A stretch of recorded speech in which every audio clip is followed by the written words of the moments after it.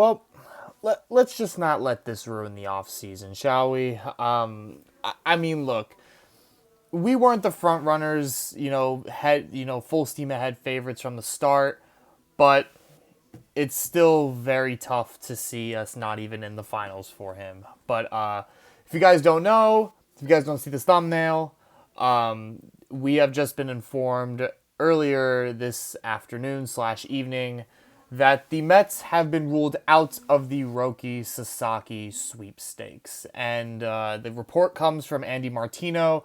We're going to break down what this means now for the pitching rotation going forward and what this means for the Mets looking at the rest of free agency and international signing pool money and all of that. What is going on, everybody? Welcome to this another night edition of Mets Digest with your host, Michael DeAngelo. As you see on the screen, if you guys haven't already, please subscribe down below. We're at a little over 3.6 thousand subscribers. I would like to get to 4,000 by the end of free agency. So if you guys could just hit the subscribe button. 77% of you guys that watch these videos aren't even subscribed. So why even be in that club in the first place? I have no idea. Look, anything you're looking for, roster news, trade updates, free agency rumors, trade rumors, injuries, all of that. This is your one-stop shop right here for Mets baseball, so you don't have to go through scrolling through Twitter and Instagram and Facebook all day long. We put it all in here in one spot for you. Me and Flobo Boys have been on top of everything so far here in this offseason, and this is me giving my reaction to Roki Sasaki being ruled out or ruling out signing with the Mets this offseason. Now, the report here, I'll just show the tweet, whatever. It is coming from Andy Martino, and he first reported that the Yankees and the Mets were not expected to sign Roki Sasaki. Yankees have been told they're out. Mets not expected to sign him either.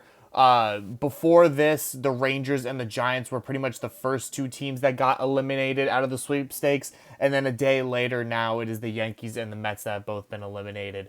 We heard reports earlier, before Roki was even posted to boards in the first place, that he may be preferring more West Coast teams. He loves, California and the warm weather.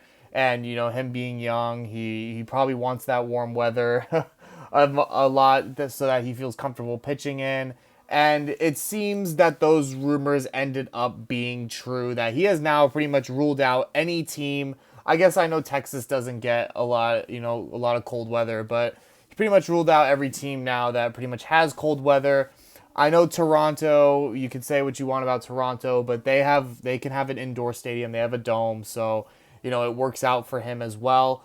If you guys don't know the finalists now, it is Dodgers, Padres, and Blue Jays. And of course, me, for the sake of NL and AL and wanting him in our league and not wanting him in our league, I would prefer for him to go to the Toronto Blue Jays at this point. Now remember, he can only sign for a league minimum, or it's not the league minimum, but for international pool players coming out at this age that he's coming out of the Japanese Baseball League, he can only sign for around $800,000 per year.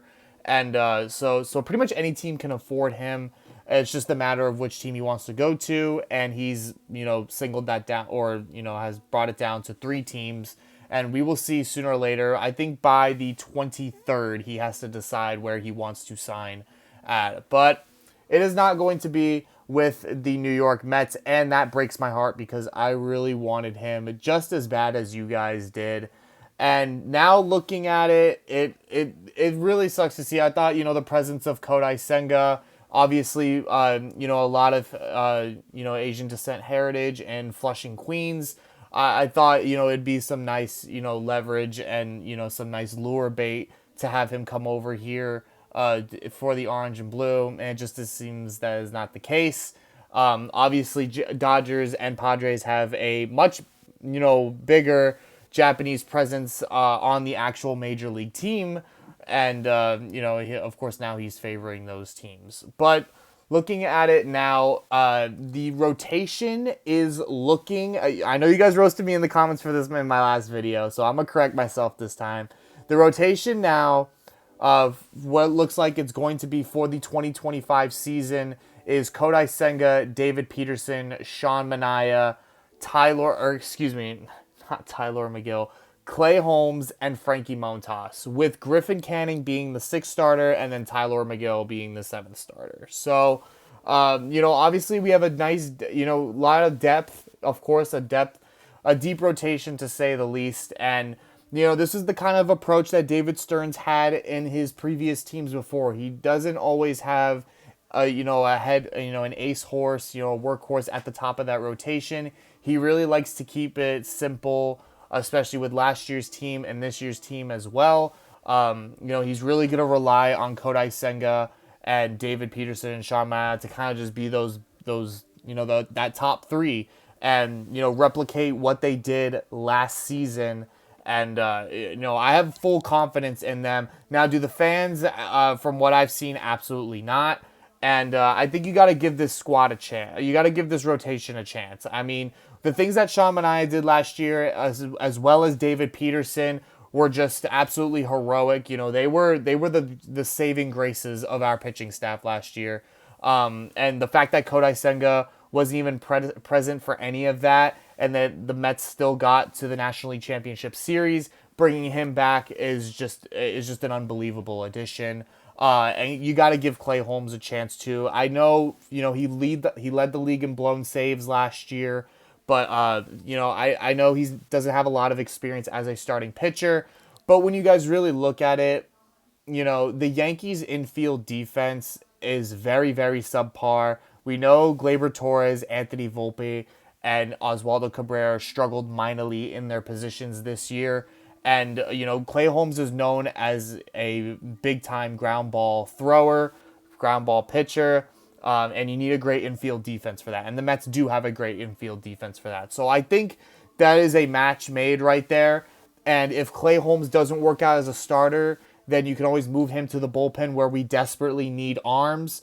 And, move up maybe Griffin Canning, maybe Tyler McGill to the rotation, or hopefully a trade will happen by that time that we know that Clay Holmes cannot be a starting pitcher.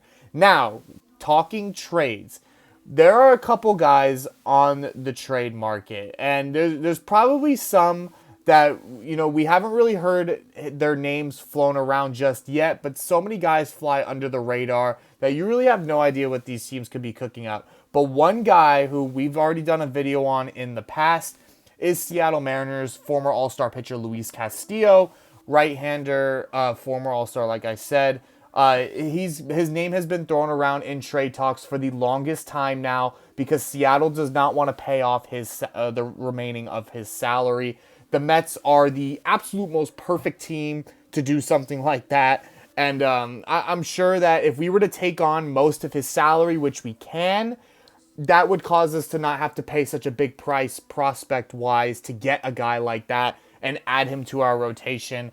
A rotation of Kodai Senga, Luis Castillo, David Peterson, Sean Manaea, and, Frankie Montas or Clay Holmes or whatever. Like, that sounds a lot better in my opinion, and I'm sure you guys would agree too. Now, doing that and, being able to help out our bullpen is really in need right now. Obviously, my last video was, recapping or, refreshing on what we've heard about Tanner Scott at this point in time. And, of course, other relievers are still on the market right now, like Carlos Estevez, and, a few other right-handers, Jose Leclerc as well, whose name's been thrown around by John Heyman. And, who knows what could happen up to this point. The Mets' focus is 100% now shifting over to getting Pete Alonso back on this team. We've heard now that the last offer that was thrown from the Boris Corp to the Mets was a 3-year deal with opt-outs after each year, and I'm sure that the Mets denied that and are going to try and counter that with their own offer. The back and forth goes on. We are still looking for a bat behind Juan Soto, and the Mets definitely do want Pete Alonso to be that bat. It is just, a matter of time of where we got to figure out where Pete Alonso will be signing or not. But that is all I have for you guys here today on Mets Digest. Let me know in the comments what you guys think about Roki Sasaki not signing with us anymore, and how confident are you guys in this pitching staff? How confident are you in David Stearns filling out the rest of the bullpen so that Edwin Diaz and the rest of the starters can have some help between the middle innings. And yeah, so I read all you guys' comments, so comment down below, like and subscribe, and I will see you guys in the next video. Thank you guys, and good night.